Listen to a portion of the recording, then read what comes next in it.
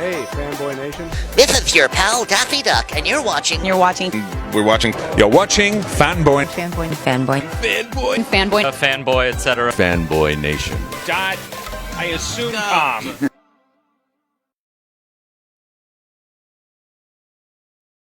You know, Michael, I got to make sure about one thing. I don't know why your team is so nice to me anymore. And like, hey, can you make time to interview Michael Jai White? I was like, just give me a date and time because you know I'm going to say yes.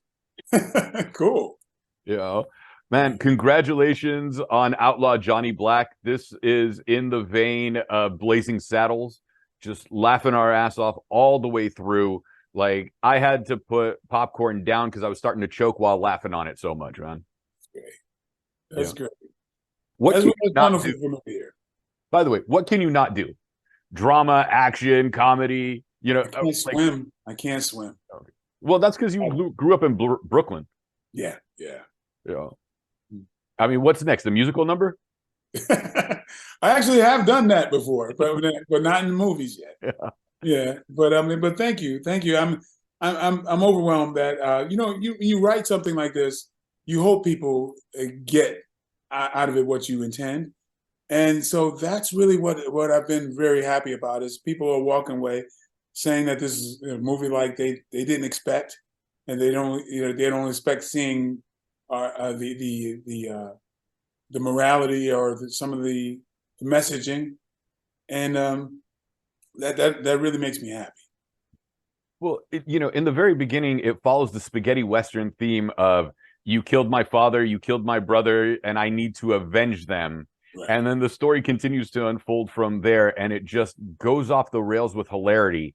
And even just looking at the cast, you're like, oh, this is going to be funny no matter what. Well, yeah, you want to. I always hear it, right? You know, the comedy taking care of itself, the action taking care of itself, and being that this is something that has something to say about redemption and forgiveness, and sometimes I don't expect people to get that message, but when they do, I mean, I'm overwhelmed. One of the earliest screenings, a producer who saw the movie called me the next day and said, I hadn't spoken to my mom in 8 years because we had a little falling out.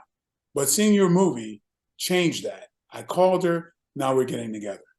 And so when that to me is the best, that was like the best accolade of anything for me, because that was real.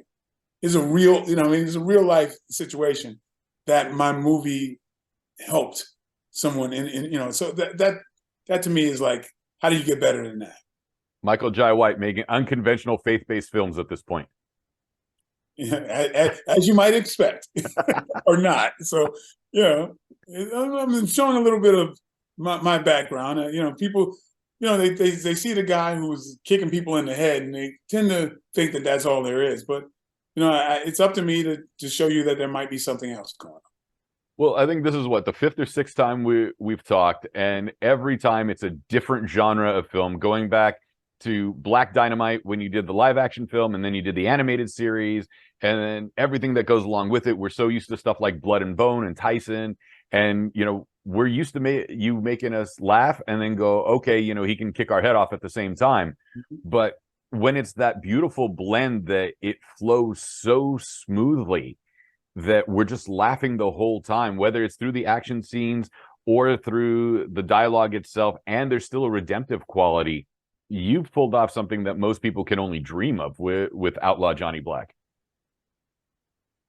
Well, thank you. I mean, like I say, I mean, I start out with the intentions, and if people, get what I intended to, then that's wonderful. I'm over the moon. So it's just such a blessing, because I mean, we get a chance to do what's in our heart, and I feel like, I mean, what can be better than that? Because when I realize it, I always think, okay, well, there's a quote that I always draw from, a Samuel Clemens quote that says, the two greatest days of your life is the day you were born and the day you find out why. And I know I'm here as a servant, and entertaining, that's service to your public, to mankind. And if I can serve by this storytelling and enhance lives, you know, and especially when they're not expecting it, then that's the greatest honor to me. Well, you know, you've been honored and you're doing us service by making films like this.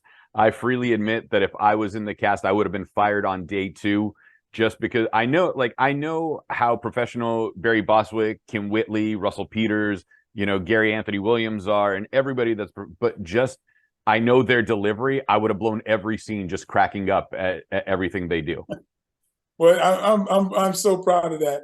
And one of the things I got to brag about is that the crew, who, you know, there's people who, you know, set up the lighting and they could give a damn about a movie, right? The crew were requesting scripts. That's the first time that ever happened, because they really got engaged and they really wanted to know what was going on. And it was the first time a lot of the crew members brought their family to the set, and they said, like, this is the first time I had my kids on a set, because the environment was so friendly, and we had such a good time. And that's something that I always want to be able to do, because, you know, it's like we all ran away to join the circus, and we're making a living at it. So there's nothing not to celebrate about that and be happy about. That sounds like a wonderful set, man. I know the last time we talked, you made a movie that was inspired by the life of your brother in a border town.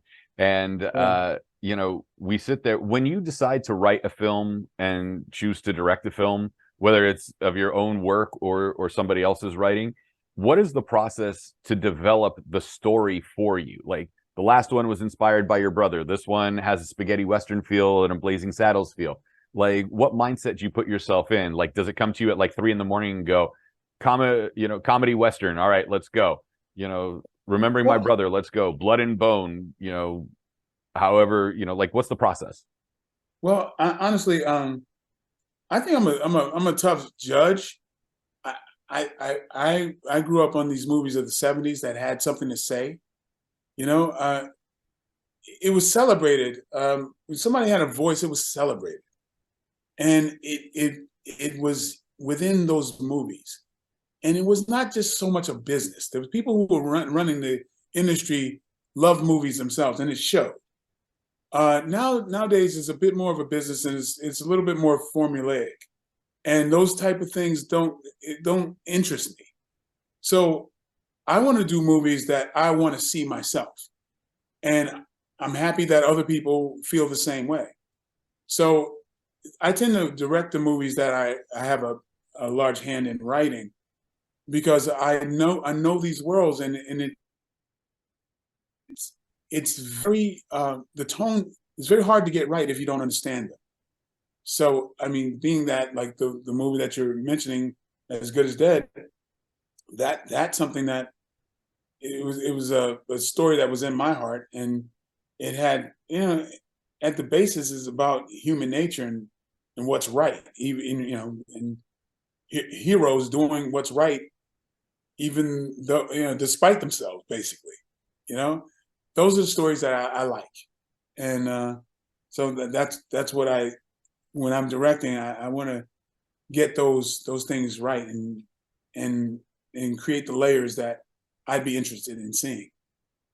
You know, I met your wife one time and she was a very sweet lady, but who's the harsher critic of your work, yourself or the missus?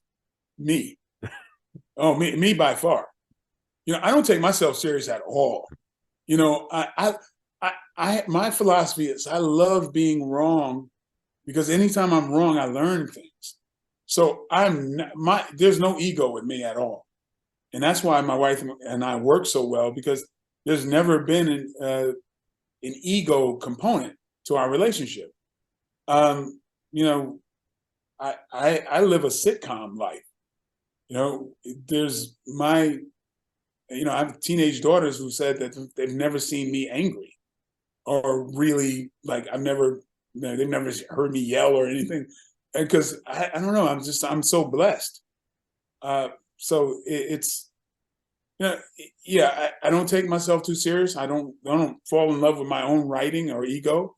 That's what keeps me honest. That's what I think makes me be able to create a movie like this, where I'm just gonna be as honest as I possibly can, And if people get those messages, then great.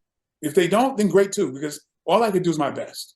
And once I've done my best, that I never look over my shoulder, so that's the way I, move forward. Well, you're doing it your way, and you're doing something right because you keep moving forward.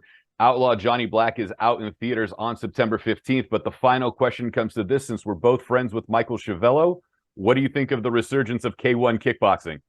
Oh man, that's just, it's so authentic. And Michael, he couldn't be more authentic, and he's the voice for a great reason, So yeah, it's all about authenticity, man.